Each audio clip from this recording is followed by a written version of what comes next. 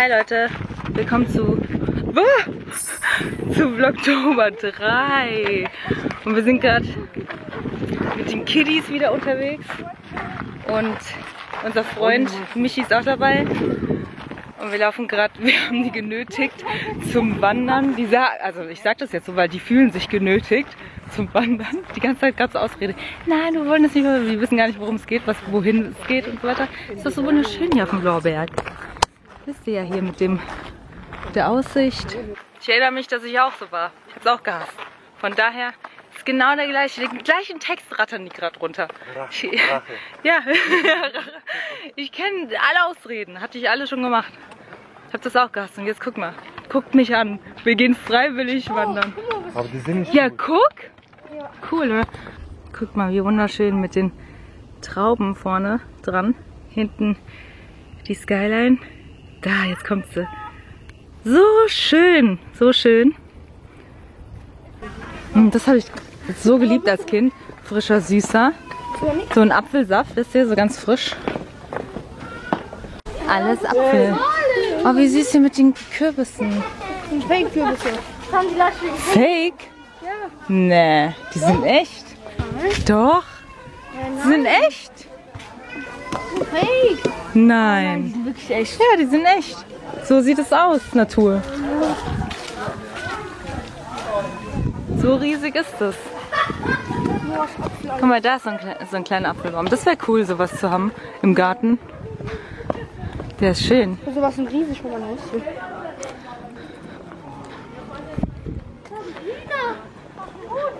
Oh, wie schön. Wie? Doch, da fangen die Sachen an. Das da. Und Ja, dann, aber laut. Geschichte dieser Gartenanlage. In der Zeit nach dem Zweiten Weltkrieg waren Nahrungsmittel knapp. Die Selbstversorgung mit Gemüse und Obst hatte eine große Bedeutung für Ernährung der städtischen Bevölkerung. Und ungenügende Kenntnisse bei Dingen mit Pflanzen. Unterm Eichenbaum.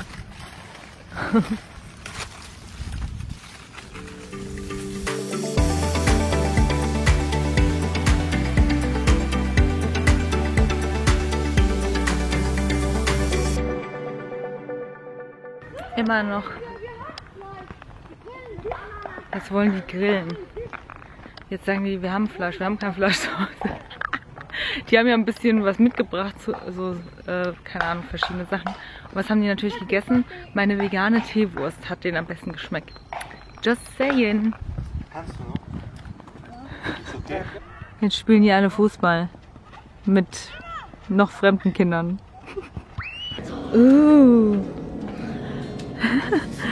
Boah, wie warm das schon ist, wenn man nur hier steht. Jetzt müssen wir da bei denen. Und diese Maronen, weißt du, wenn diese Maronen. Oh ja, die kann man vielleicht nochmal aufwärmen ein bisschen.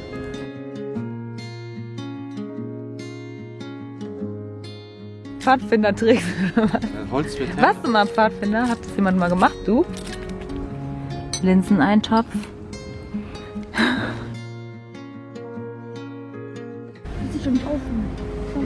So, jetzt haben wir hier Zucker und Zimt Sticks. Also nee, so Teig mit Zucker und Zimt. Experiment. Boah, deins ist echt schon schwarz. Das ist zu schwarz. So, zu faul. Jetzt haben wir es nur noch abgestellt. Funktioniert besser. Okay, weil es nicht genug war, jetzt noch Eis. Und wir essen Ben & Jerry's. Genau, die drei Sorten. Ich zeige es euch nachher nochmal. Und ihr müsst mal alle sagen, welches euch am besten schmeckt. Meins schmeckt das Banane, so lecker. Echt? Meins ist Brownie. So geil. Hast du schon aber alle probiert? Mhm.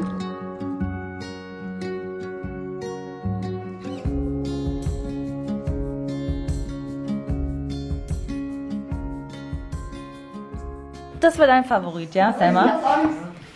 Und das mochte Sammy? Ja. Und du mochtest das? Nee, andersrum. Du mochtest das. Das ist das Beste. Toll, jetzt haben wir einen Gleichstand für jeden. Ja, das Spinatbutter und Cookie. Aber oder Banane. Brownie. Okay, dann ist 2:2. Michi wird jetzt entscheiden. Nein, mich hat auch Banane genommen. 2:2. Echt jetzt? Oh mein Gott, toll. So, ich habe jetzt wieder Reste verwertet und zwar ist es das Chili von vorgestern. Da habe ich jetzt noch Karotten dazu gemacht und einfach mit Nudeln. Genau, und dann jetzt in die Auflaufform. Das passte nicht, deswegen musste ich 2 nehmen. Jetzt gebe ich da noch veganen Käse drauf. Ich habe leider nur voll wenig. Dann gebe ich noch Panko drauf, weil ich kein Paniermehl habe und ein bisschen Öl. Und, genau. Und meinen veganen Parmesan von gestern. Das sind Cashewkerne mit Knoblauchpulver und Salz und Hefeflocken. Genau, das gebe ich auch noch drauf. So sieht es jetzt aus mit der Mischung. Sieht eigentlich ganz gut aus. Ich hoffe, dass es knusprig wird, aber bestimmt mit dem Panko. Guck mal hier, Halloween. Jetzt hast du gerade verpasst, Tschüss zu sagen, Peach. Die Kiddies sind gerade raus. Die Mama hat die gerade abgeholt. Sind gerade raus, wir haben die ganze Zeit gewartet. Die waren schon ganz aufgeregt. Wann kommt die Mama endlich? Ich kenne das noch, auch so. Es ist witzig, so voll Déjà-vu-Erlebnis die ganze Zeit, auch mit den Kiddies, weil ich auch so man hat so ähnliche Gefühle einfach durchgemacht. Ne? Jeder macht doch einfach das Gleiche durch, da sieht man es mal wieder. Ist ganz lustig gewesen. Ja, war ganz witzig, aber es ist echt eine Herausforderung mit 3 und Respekt an alle, die das schaffen, vor allem alleinerziehende Eltern. Wow. Mit so vielen Kindern. Und das sind ja schon ältere, ja. Das als Baby- oder Kleinkindalter zu haben.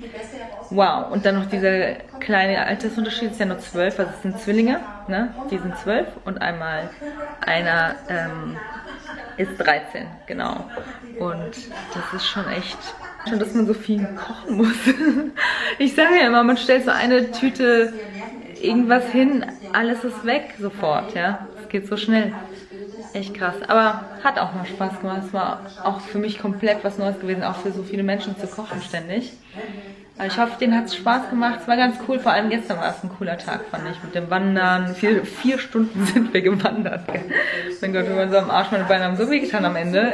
Erst wenn man dann sitzt, merkt man es. Und weil ich so die ganze Zeit, Family, so laut, sorry, immer wieder, ne? Sorry, der Fernseher läuft immer, wir sind doch Fernsehkinder. 4 Stunden sind wir tatsächlich gewandert. Aber es hat voll Spaß gemacht und den Kindern dann am Ende auch. Ich meine, die haben sehr viele Ausreden gehabt und haben ständig rumgeheult und wollten nicht. Aber ich glaube, am Ende des Tages war es okay. Und dann das Lagerfeuer war auch cool. Und der Ice Cream Taste Test war auch sehr cool. Jetzt habe ich endlich den Fernseher für mich. Jetzt weiß ich nicht, was ich gucken soll. Aber ich esse wieder Lebkuchenherzen. Übrigens, die sind von Penny. Und die sind echt gut. Kann ich euch empfehlen. Das sind die Zartbitter natürlich. Die sind vegan. Zufällig vegan. Und mit Aprikosenfüllung. Und die sind so soft, so richtig soft und saftig. Vielleicht noch, ich weiß es nicht. Vielleicht, weil die noch frisch sind. Oder sie sind generell so. Ich brauche auf jeden Fall noch eine Packung. Es schmeckt so gut. Es schmeckt so gut. Und ich gebe mir jetzt Kaffee noch um die Uhrzeit, egal. Was ich erzählen wollte, wir haben gestern einen einen Horrorfilm geguckt. Das ist so schwer, Grusel- oder Horrorfilme, heißt es ja trotzdem, das ist ein Horrorfilm, ab 12 zu finden. Vorgestern haben wir geschaut The Others mit Nicole Kidman. Und gestern haben wir geschaut Die Frau in Schwarz, genau, der erste Teil. Das habe ich auch schon mal gesehen. Die fand ich ganz okay, damals. Jetzt so beim zweiten Mal gucken, ging so. Ich bin da auch sehr streng, muss ich sagen, was FSK angeht. Ja, denkt man vielleicht nicht, aber einfach aus dem Grunde, weil ich weiß, wie es ist. Damals habe ich mich auch einfach alles geguckt, auch viel zu früh. Das ist nicht gut, das ist einfach nicht gut. Ich meine, nicht umsonst sind die Sachen eingestuft.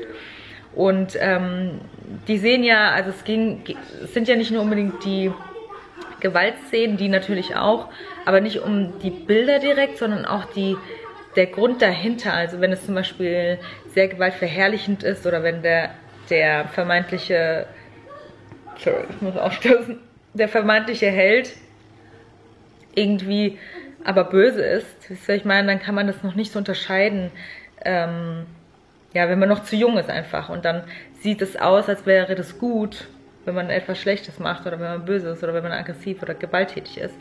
Das geht natürlich nicht. Abgesehen von den offensichtlichen Sachen wie Sprache, Sex oder überhaupt diese Gewaltszenen, Blut und so weiter, Folter und so.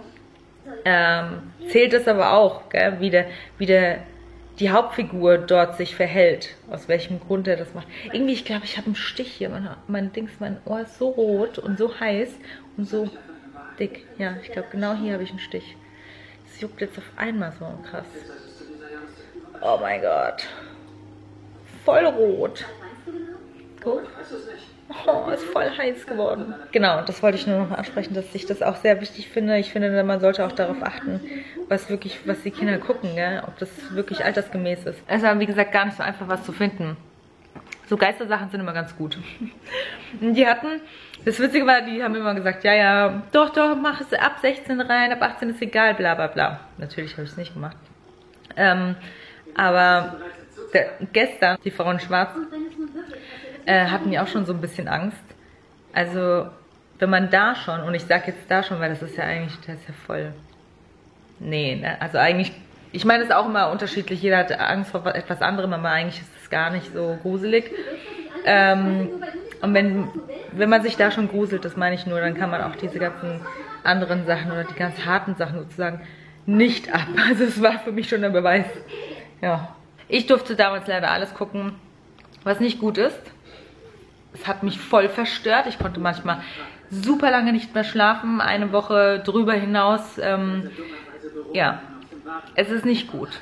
Es ist nicht gut, sowas, manches schon so früh zu sehen, wenn einfach die Psyche noch nicht so weit ist. Die Mutti in mir hat gesprochen.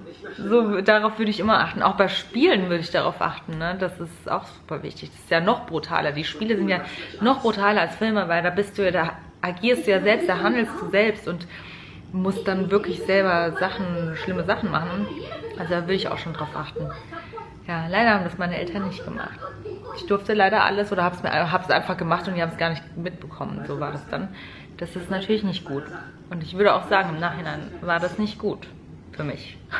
Ich schaue gerade das, Sierra, weiß gerade den Nachnamen von ihr nicht mehr, Burgess oder so? Weiß nicht mehr, auf jeden Fall auf Netflix. Das ist die Barb von Stranger Things. Da ist sie abgeblieben. Da ist Barb. Naja, jedenfalls, ich bin jetzt nur, keine Ahnung, 10 Minuten drin oder so. Und es ist so schön. Ich liebe sowas. Ich liebe so Highschool-Sachen und auch so mit Außenseitern. Durch Zufall textet sie mit einem Typen, der aber denkt, sie wäre jemand anderes. So weit bin ich jetzt. Und das ist so cool. Ich mag das gerade. Das macht mich gerade sehr glücklich, dieser Film.